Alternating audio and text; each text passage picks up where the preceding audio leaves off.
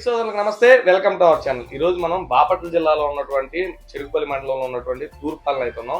మనం ఆల్రెడీ ఇంతకుముందు అంజయ్ గారితో కొన్ని వీడియోలు అయితే చేసాం కదా. మన అంజయ్ గారికి మినీ రైస్ మిల్ అయితే తీసుకొచ్చారు. అసలు ఈ రైస్ మిల్ ఎందుకు పెట్టాలనుకున్నారు, అలాగే ఈ రైస్ మిల్ బీచడానికి అయితే మొత్తం మనతో పాటు భాస్కర్ గారు వచ్చారు. ఈ కంపెనీకి సంబంధించి ఈ రైస్ మిల్ అయితే బీచారు. దీనికి ఖర్చు ఎంత పడింది, ఇది ఏ విధంగా పనిచేస్తుంది ఏంటనేది పూర్తి విషయాలు ఈ రోజు మీకు ఈ వీడియోలో చూపించబోతాను. మన ఛానల్ చూస్తున్న వెంటనే సబ్స్క్రైబ్ చేయండి, దాని పక్కన గంట సింబల్ వస్తుంది. Please subscribe రైతానికి.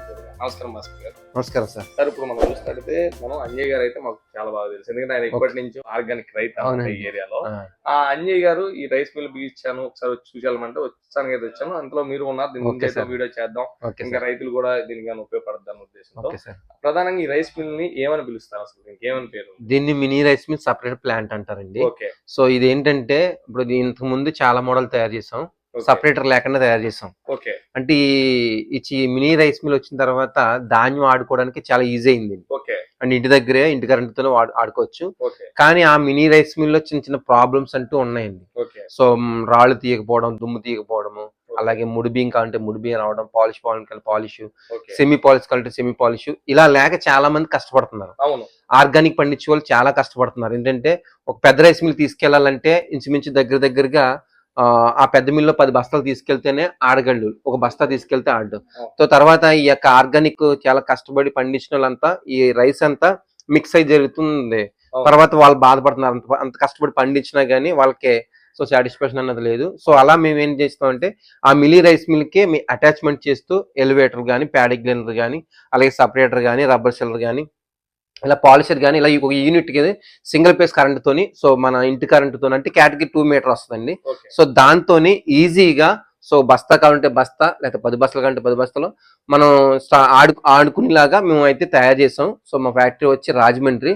సో ఇలా తయారు చేసి ఇలాగా ఒక్కొక్కరికి ఇస్తున్నాం. సో అందులోని అంజయ్ గారికి మరి ఈ రోజు ముందు ఇచ్చామండి. ఈ రోజు మరి చిన్న చిన్న పనులు ఉంటే ఇన్స్టాలేషన్ చేయడానికి వచ్చాం. సో తర్వాత మీరు కలిసారు. ఓకే. ఇప్పుడు ఈ మిషన్ వచ్చేతలకి ఎంత విస్తీర్ణంలో బిగించుకోవచ్చు? ఇది మామూలుగా అయితే 12 అడుగుల ఎడల్పు, 9 అడుగుల పొడవు వస్తుందండి.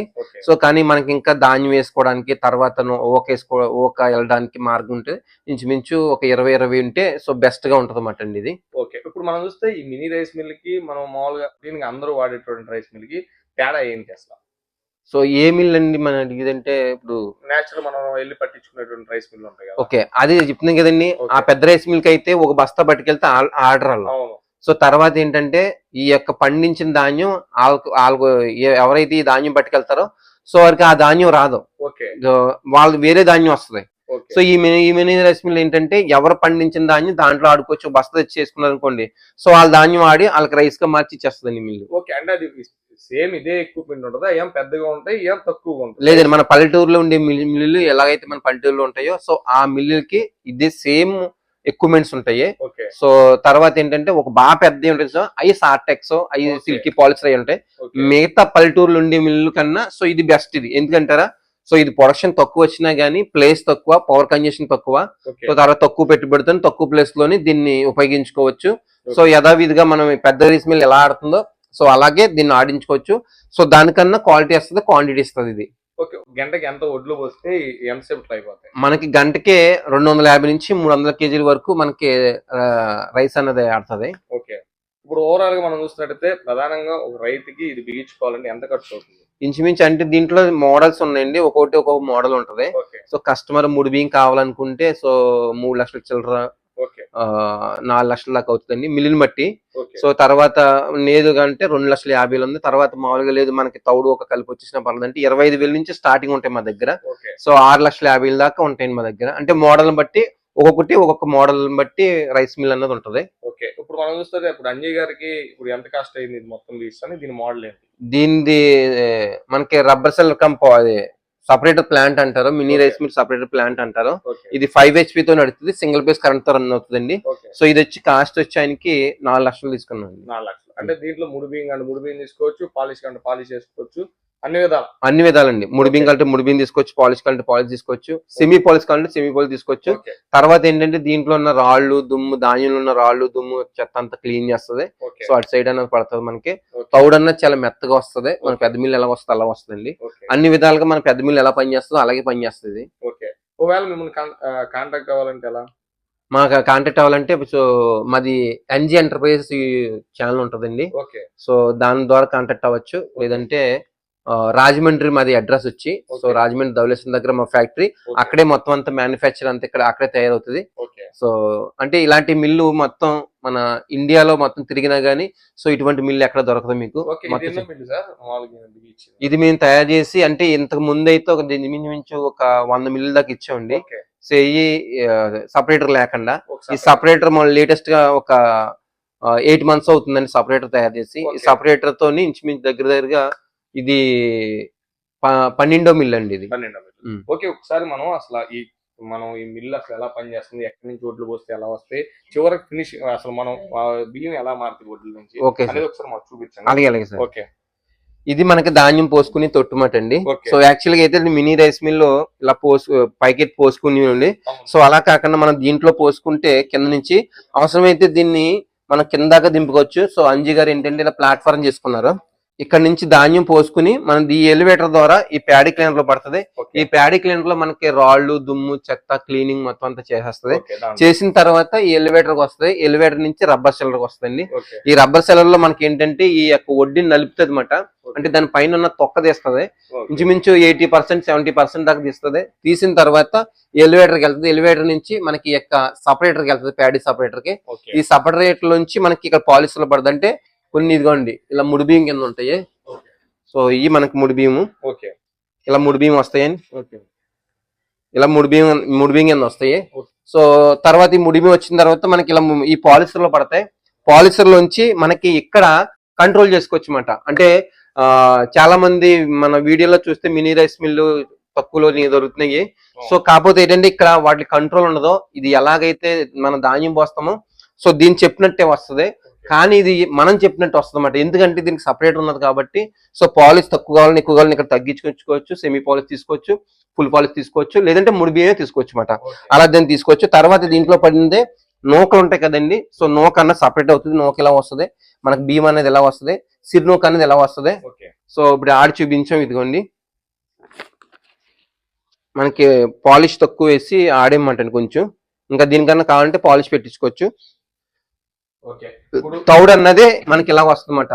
తౌడు కూడా చాలా మెత్తకు వస్తే ఓక్ అన్నదే బయటికి ఇలా పెట్టుకున్నారు. ఓకే సో ఇలా డివైడ్ గా చేస్తుంది మిల్ అంతా. ఇలా ఇలాగా వాడుకోవచ్చు దీన్ని.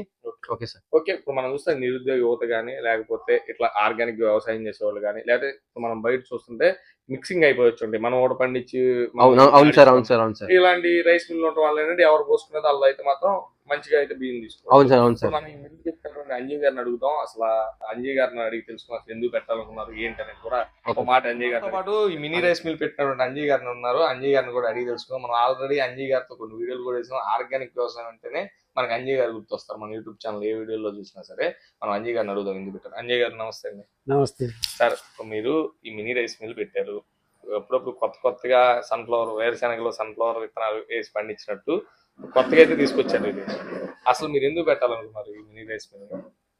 మేము ఆర్గానిక్ గా వ్యవసాయం చేస్తాం. ఓకే మనం 10 బత్తాలు కూట్లేందే పెద్ద మిల్లు వాళ్ళు ఆడటానికి ఒప్పుకోరు. అవును మనకు రావాలంటే 10 బస్తాలన్నా కూటేసుకోవాలి. ఓకే ఇదే మిల్లు మనం తీసుకుని ఆడుకున్నాం అనుకో, ఒక బస్తా ఆడుకున్నా మనకు వస్తాయి. ఓకే ఓ బస్తా ఆడించుకున్నా మనకి ఒరిజినల్ ఇప్పుడు మేము బ్లాక్ రైస్ పండిస్తున్నాం. అవును బ్లాక్ రైస్ మేము మనకు రావాలంటే ఓ బస్తాకి రావు అవును పెద్ద మిల్లులో. అవును రావు. అందుకని ఈ 5 సంవత్సరాల మట్టి కొనాలనే ప్రయత్నంలో ఇప్పటికి కొనగలిగాం. ఓకే ఇది అసలు ఎట్లా తేవాలన్నారు, ఎక్కడ చూసారు, అసలు ఎట్లా యూట్యూబ్ ఛానల్ చూసాం. యూట్యూబ్ ఛానల్ లో చూసారు, చూసి మిల్లు పెడదాం అనుకున్నారు. ఫస్ట్ అసలు అక్కడికి ఎలా వెళ్ళారు? అసలు అక్కడికి ఫోన్ ద్వారా కాంటాక్ట్లే, ఫోన్ ద్వారా. ఓకే ఇక వాళ్ళే తీసుకొచ్చి మనం వెళ్ళాం తెచ్చుకోవటానికి, మనం తీసుకొచ్చుకోవటానికి మనం వెళ్ళాం. ఓకే ఇప్పుడు మీరు ఆల్రెడీ 5 సంవత్సరాల నుంచి ఎట్టగొట్ట అనుకున్నారు, తీసుకొచ్చి బిగించారు. ఇప్పుడు ఆల్రెడీ ట్రయల్ కూడా వేసి చూపించారు. మీకు ఎలా అనిపిస్తుంది? గుడ్ గానే బాగుంది. ఇప్పుడు మనం చూస్తాం కదా అంజయ్ గారు అయితే మాత్రం ఈ మినీ రైస్ మిల్ పెట్టడానికి అంటే ఆయన ఆర్గానిక్ గా వ్యవసాయం చేస్తుంటారు. ఆ వచ్చినటువంటి వడ్లని సొంతంగా అయితే మాత్రం ఆన్లైన్ మార్కెటింగ్ అయితే చేస్తుంటారు. అవి తీసుకెళ్లి ఓ బత్తానో 2 బత్తాలో కావాల్సినప్పుడు ముడి బియ్యంగానో లేకపోతే వాటిని పాలిష్ గానో పట్టించుకున్నప్పుడు పెద్ద మిల్లు తీసుకెళ్ళినప్పుడు అవి అయితే మాత్రం వేరే కూడా కలిసిపోయి ఆయన అంత కష్టపడి పండించినటువంటి ఆ వడ్లు అనేది అయితే మాత్రం కల్తీ అయితే జరుగుతుంది. అందుకని చెప్పి ఇలా లేదంటే మనం చూస్తుంటాం రోజువారీగా మన ఇంట్లో స్వయంగా మనం కూడా మనం పండించుకున్న వడ్లను తీసుకెళ్లి రైస్ మిల్లు ఇచ్చినప్పుడు మనం ఇచ్చిన వడ్లు కాకుండా దాంట్లో వేరే వేరే కూడా మిక్స్ అయ్యి బియ్యం అయితే రాతూ ఉంటాయి. అలాంటివి జరగకుండా అయితే మాత్రం అంజయ్ గారు అయితే మాత్రం ఈ మినీ రైస్ మిల్ అయితే పెట్టాలనుకున్నారు. మనం ఇలా అంజయ్ గారు పెట్టినటువంటి ఈ మినీ రైస్ మిల్ అయితే మాత్రం ఈరోజు చూడటమైంది. నాకైతే మంచి సాటిస్ఫైస్గా ఉంది. అంటే పెద్ద మిల్లులో ఆడిచ్చిన విధంగానే ఇవి కూడా వచ్చినాయి, చాలా బాగున్నాయి కూడా బియ్యం. లైవ్లో అయితే మనం చూసే ప్రయత్నం అయితే చేసాం. దీనికి సంబంధించి మరో వీడియో అయితే చేద్దాం. ఈ రోజు అయితే మాత్రం దీని గురించి అయితే మాత్రం పూర్తి విషయాలు మీకు చెప్పారనుకుంటున్నాను. దీనికి సంబంధించి మీకు ఏమైనా డౌట్స్ ఉన్నా సరే కింద కామెంట్ రూపంలో తెలియజేయండి. ఇది ఎక్కడ ఏంటి దొరికింది అనుకున్న లెక్క అయితే మాత్రం కింద డిస్క్రిప్షన్లో వాళ్ళ నెంబర్ అయితే ఇస్తాను. ఒకసారి ఈ మిల్లుకి సంబంధించి కూడా వాళ్ళని కాంటాక్ట్ అయ్యి వాళ్ళ గురించి అయితే తెలుసుకోవచ్చు. అలాగే ఈ బియ్యం కానీ మీరు కానీ ముడిగా లేదా ఆర్గానిక్గా మీరు పండించుకున్నట్టయితే వాటిని మీరు ఇట్లా పట్టించుకోవాలనుకుంటే కింద అంజయ్ గారి నెంబర్ కూడా ఇస్తాను. అంజయ్ గారికి ఫోన్ చేసి మీరు కానీ అవి పంపించినా సరే అంజయ్ గారు ఆడిచ్చి కూడా మీకు ట్రాన్స్పోర్ట్ చేసే ప్రయత్నం అయితే చేస్తారు. ఇది ఈ రోజు వీడియో. మరో వీడియో కలుసుకుందాం. ప్లీజ్ సబ్స్క్రైబ్ రైతానికి తోడుగా.